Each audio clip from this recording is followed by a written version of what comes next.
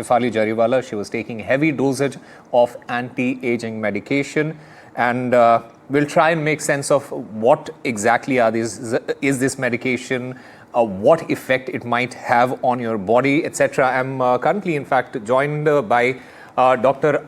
Aditya Dhamija. Dr. Dhamija, firstly, from whatever that we have understood since yesterday, we have been speaking to multiple doctors, specialists, etc. All of them, they have said that look, when you use topical medicines, topical therapy, it doesn't really affect your heart. But when you also talk about the use of hormones, HGH, peptides, supplements, and more importantly, unregulated injections, what effect does that have on the human body? Because in this particular case, in Shefali Jariwala's case, this is what we have learned so far, that she was taking, she was self-medicating, and she was taking heavy dosage of all these medicines. We are not sure about the kind of medication, but this is what the police says, that she was self-medicating, and this is quite dangerous. Yeah. Firstly, thank you for having me. Now, when you talk about these unregulated substances, we need to first realize that aging is not recognized as a disease in medical science, and therefore any research that happens on it is in its infancy right now. So trying to comment on what kind of anti-aging protocol would result in what changes in the heart is extremely difficult for any physician. And in fact, no one will outright make a claim that this medicine would have this particular effect on the heart, primarily because studies on it are very limited. If we had a good, ounce of study on this, we would probably be recommending these protocols to people who actually need them. But since they are in their infancy and people are too quick to jump on trends and try out new medicines, new lifestyles, we often see that these kinds of side effects come out because people are taking these medicines without proper research being done on them. So for now, obviously, there are effects that these medicines can have on the heart, but without knowing the quantity and the type of medicines that the person was taking, it is extremely hard to comment whether these were the medicines that resulted in the excess load on the heart, which resulted in all of these issues. Dr. Dhamija, are there any withdrawal symptoms when you take these medicines? Is there a dependency issue as well? Because, what happens is a lot of people who start taking such medication, and when they see that it is working on them, they keep continuing that medication without consulting their doctor. And that then becomes very dangerous, because you don't know what changes are taking place inside your body, what it is doing to your body. Do you think there are any sort of withdrawal symptoms or dependency issues on a human body?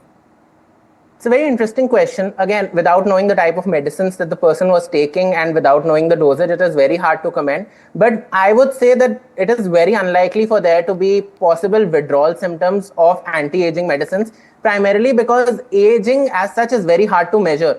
So claiming that some medicine causes anti-aging would require decades of research, not just years of research. Because at the end of the day, how do you measure something as subjective as aging? Is it just a subjective feeling of feeling better? Then there are a lot of drugs that can have that effect on you.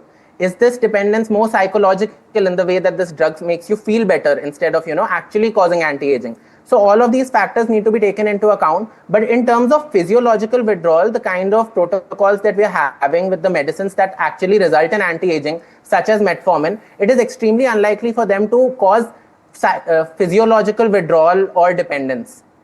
Dr. Dhamija, as a doctor, what advice would you give to everyone who's watching this show at the moment?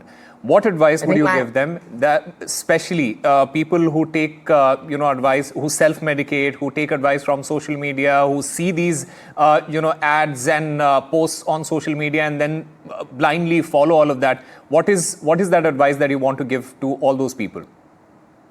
As someone who primarily posts on social media regarding healthcare information, I think this is a very important question and a very relevant question to answer. I think when it comes to advice on social media, please do not take drugs based on social media advice. And self-medication is a no-go at any step. Even the most tamest of medicines can have the most pronounced side effects in a particular person. Always remember that when a doctor is speaking to you and taking your case, he's looking at multiple things. And while it may not seem incredibly obvious, there are a lot of drugs which can be extremely, extremely bad for you, which another person might be taking for years and decades without having any issues.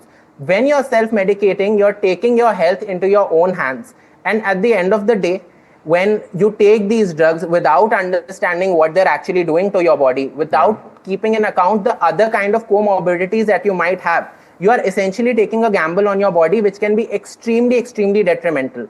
So one needs to realize that while medicines can have a positive effect on your body, always consult a licensed physician before you take any step. When it comes to social media, we're always looking for quick fixes. But remember, lifestyle changes, exercise and diet, these are the most important things which will make you feel good in life and which might actually have anti-aging effects. Looking for drugs to cause these things is a shortcut which might, land you in the hospital or have pronounced effects in the long term. Absolutely. Do not look for a quick fix. Do not go to social media for any sort of medical advice. And more importantly, always listen to what the doctors are saying. Dr. Dhamija, thank you very much for speaking to us.